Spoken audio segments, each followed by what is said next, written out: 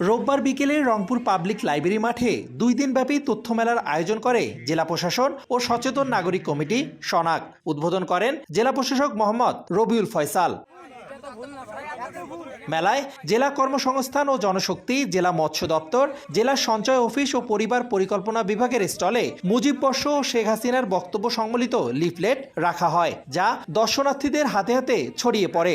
এক পর্যায়ে বিষয়টি জানাজানি হলে মেলা প্রাঙ্গণে এসে ক্ষোভ প্রকাশ করেন বৈষম্য বিরোধী ছাত্র আন্দোলনের নেতারা। বঙ্গবন্ধুর লোগো সহ শেখ হাসিনার যে নাম পানি সেটা কিন্তু একটা বিবৃতি দিচ্ছে যে শেখ হাসিনা তার আবারও যাচ্ছে। জানতে চাইলে মৎস্য ও প্রাণী সম্পদ অধিদপ্তরের স্টলে দায়িত্বপ্রাপ্তরা বলেন ভুলবশত এসব লিফলেট আনা হয়েছে।